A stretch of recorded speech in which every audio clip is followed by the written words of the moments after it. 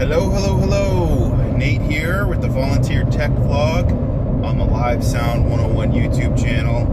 And just doing some tests. I'm in a rental car right now on the Florida Turnpike headed north, just north of West Palm Beach at the moment. So a little bit of a different situation here, but I find myself in this part of the world and driving this rental car here. And you know, life throws things at you, and you just gotta bite the bullet and deal with it. And you know, it's an unplanned, last-minute thing. So we had a death in the family, unfortunately. My wife's grandfather passed away, and so we're down paying our respects to Grandpa Spencer, and we're traveling right now. So I'm tailing somebody right now in another rental car, so just the situation I'm in right now. So I have some time to record this video, and I don't know, we'll see how it goes. I just got my phone propped up on the dashboard here, so if we hit a bump, that could be the end of this video, and we'll see how it goes. But it seems to be, phone seems to be holding pretty solid. I didn't bring a mount or anything like that. I didn't really plan to do this, but I figured I'd record a vlog, at least now that I'm down here in South Florida, and I got plenty of time, highway driving time here, so I figured it would be a good chance to record the vlog. Now, I don't have my microphone or anything, so you'll probably hear a little bit more road noise than usual. But one of the most important things for a live sound person to do is to do the best they can with what they have, right? If you're in a live broadcast situation and something goes wrong, you better figure it out quick and do the best you can, because that broadcast must go on. The show must go on, as they say. So in the interest of keeping videos coming out every Wednesday and Friday, I'm working on my Wednesday video right now because I got an empty queue ahead of myself. So let's record a vlog video. And so for this video, I do have some comments that have been coming in that I want to get to. Maybe on the plane ride back, I'll pay for the in-flight Wi-Fi and get to some comments. I haven't gotten to, but I do see some people leaving comments on some of my recent videos, so I will reply to those shortly. Let's see, for this video, I think I was going to give some tips about traveling, actually, because if you're getting gigs doing live sound and touring and stuff like that, you're gonna be on the road a lot. You're gonna be traveling a lot, and even if it's not related to live sound, just some traveling tips. Some people travel all the time. Some people hardly ever travel, and so when they do, you're just not in the right frame of reference. I usually don't travel all that much, but this year I feel like I've gone on like 3 or 4 big trips where I've had to get plane tickets and rent cars and take shuttles and do all that crazy stuff. So one of the things I want to talk about is renting a car. Some basic tips for renting a car. So one of the things that has changed recently is when you go to rent a car, your method of payment for most car rental places needs to be a real credit card. And what I mean by that is it can't be a debit card. And this has actually come to bite us a couple times, or you know, not this trip because we were prepared for it, but the trip previously to Pittsburgh. This really came back to bite us in a bad way, and because we don't use credit. We haven't. We're like Dave Ramsey fans, and we don't use debt unless we absolutely have to. So we have not used credit since 2007. So I think the last time I took out a new loan was in 2007 when I had to pay for a car, and you know, I had a rent. I just didn't have enough money to buy the car, so I took out a little loan, and then it's like right after that, somebody sent me the Total Money Makeover, this Dave Ramsey book. I read it cover to cover, ate that up, totally got on the bandwagon, paid off that loan in like a matter of months. I just threw all the, any money I had at it. And so we haven't used debt since back then. We paid off our credit cards, paid down almost all of our student loans. We have a tiny little student loan left, but it has like a fixed interest rate and it's super low. So that's the only debt we have left at the moment. But anyway, we just don't even have a credit card. And so we go to rent a car at, where was it at? I'm trying to remember the name of the company. It might have been Enterprise. It was one of the big ones. We go to rent the car, and we've rented through them multiple times, had no problem. We get up there, we've got all our luggage. We got 2 car seats. We got 2 kids in a stroller, plus all our luggage. And we're lugging it all through the airport. And we get up to the rental car, and they're like, yeah, we can't process this payment because, we did a soft credit report, and,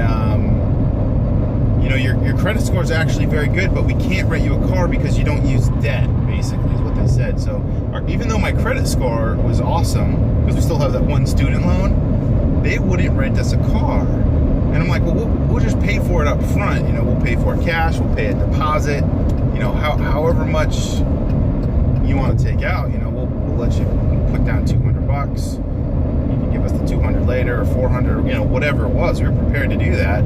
And they're like, no, I'm sorry, we can't rent you a car unless you have a credit card. And thing is, like 2 years ago, we flew into Pittsburgh and rented a car just fine 2 years ago. So something has changed in the law, like in the last few years. So and it varies from state to state, as I understand it. So if it works in Pennsylvania, the laws could be different in Pittsburgh. I honestly have no idea what the deal is, but we had never had any problems until 2016. We flew into Pittsburgh, and one of the major car companies wouldn't rent us, and it had something to do with, like, I think so there's like Equifax, there's Experian, there's like all these like credit reporting agencies out there that like show up on your credit report, your credit history, and they actually do like this like crazy soft credit check.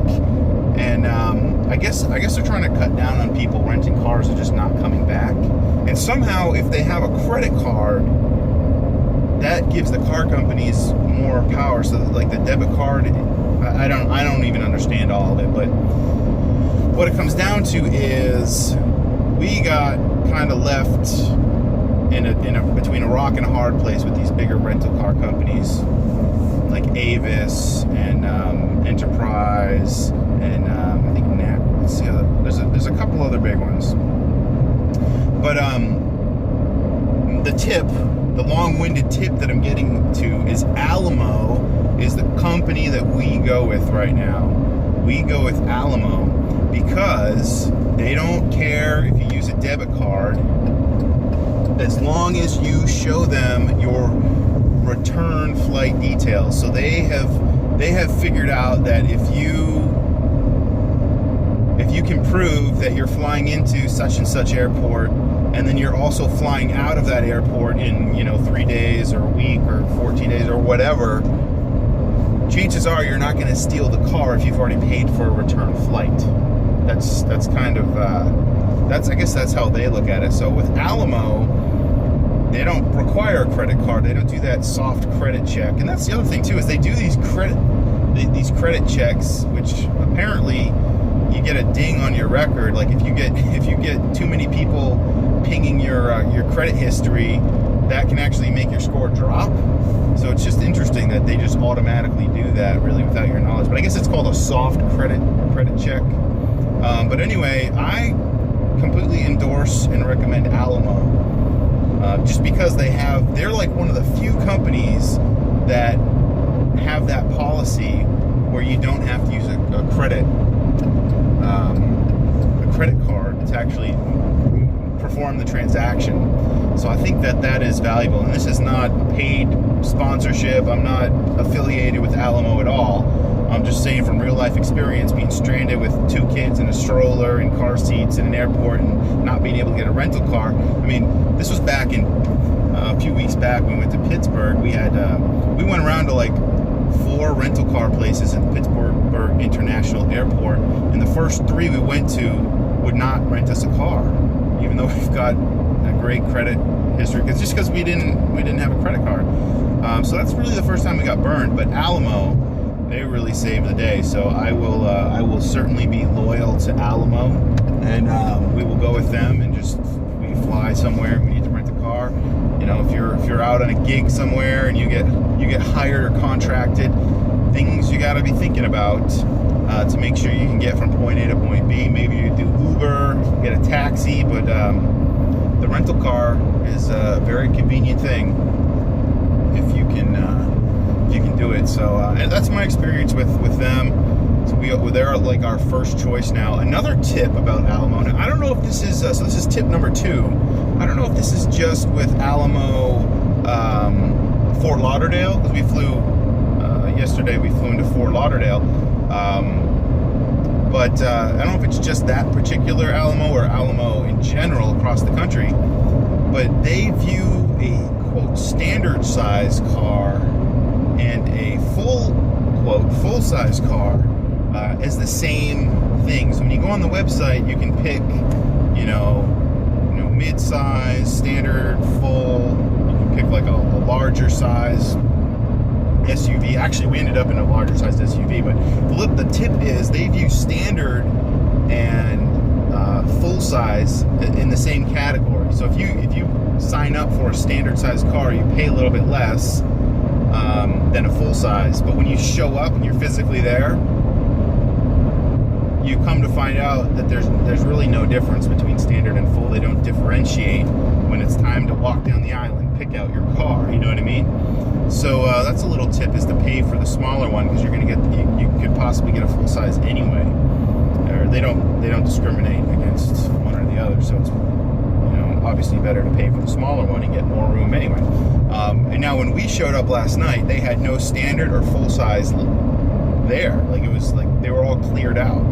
So no rental cars in that price range or in that class of vehicle. So I am in a Chevy Traverse right now. They gave us a free upgrade to an SUV, which does a little bit worse in gas. So that's kind of a bad thing. But then the guy that helped us out said he kind of anticipated the next question. He said, so we're going to upgrade you to the larger SUV. It's going to be more comfortable for you, and we're going to waive the gas fee, so you can bring it back on empty, and it's not going to cost you anymore. So, I figured out, it seemed like a good deal, and I guess it was either that or we'd be really stuck. So, anyway, really good experience with Alamo. They certainly took care of us, and there's a lot of people out there that don't use credit cards, and this video is for you guys. If you travel and you're not one of those people that charges things, you're not in the habit of using debt on a regular basis, you pay cash for things. I feel like it's a smart way to go, is to pay cash for things and not use debt. But we live in a culture and a society where your whole credit report is based on how much debt you use and pay off. I feel like there should be some sort of reward for people that pay cash for everything, and they just know their limits and they budget and they plan accordingly. Like, you don't get rewarded if you do that. To me, that seems like the more responsible thing to do. We were talking to that day that we got stranded in Pittsburgh. I should say stranded. We were very stressed out for probably about 45 minutes until Alamo hooked us up. But we were talking to all the people, all the employees at these different, at Avis, at Enterprise, National, all these different rental car places, and the people working the desk there, we asked them, well, how many people have you turned away today because you wouldn't let them rent a car because they didn't have a credit card? And each one of them had multiple people per day, from like at least 3 to 5 people that day that they turned away because they weren't using a credit card, or they were going to pay cash or use a debit card or something like that. So something to be thinking about. I know it's important to crack down on fraud, and you obviously don't want people walking off with your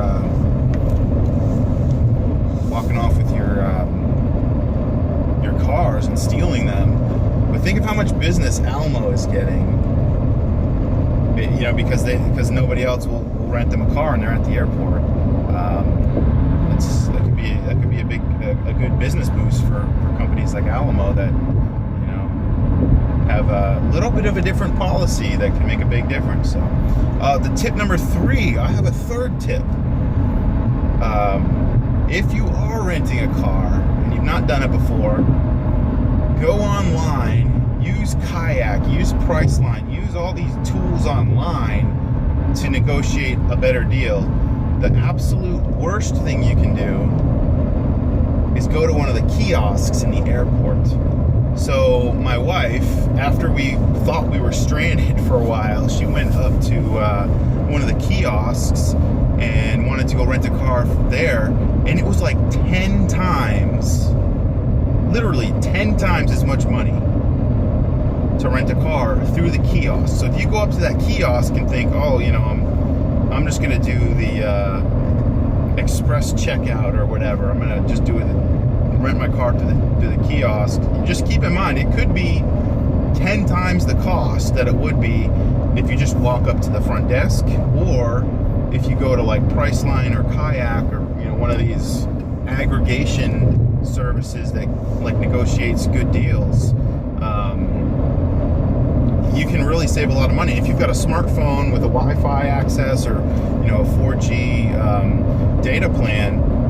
You know, just walk up to the kiosk and then just log into Priceline, Kayak, or whatever, and just compare the prices right from there. And man, we almost fell out of our chairs when we saw how much money it was going to be. We're like, because at that point in time, we thought we were going to be stuck. And we're like, oh, what are our other options? And we're just exploring all the options. And then my wife was like, can you believe this? They want to charge us like this crazy amount of money. It was going to be like $150, $175 to rent this car for a couple days. And she typed in everything the same at the kiosk, and it was like it was like 8 or 10 times the amount. It was crazy. It was like upwards of like, it was between like $600 and $800, somewhere in that range. It was like, holy cow. So anyway, traveling tips, rental car tips for you guys out there. Well, it's fresh in my mind, although it's not 100% related to live sound. You may find yourself traveling in the future. Maybe a funeral, maybe a gig, whatever. It's important to know this stuff, and it's not always 100% clear, especially if you're doing it for the first time and you got to figure it all out and you're not a well-traveled individual. But anyway, with that, I'm getting off the turnpike here, so I gotta go pay my toll. Actually, maybe I should keep the video recording as I'm paying the toll. I think I've said enough for now. I'm gonna turn this video off. Anyway, see you guys in the next video. Some classic plain wing photos for your viewing pleasure as we narrowly avoided the hurricane that hit the East Coast on Labor Day weekend.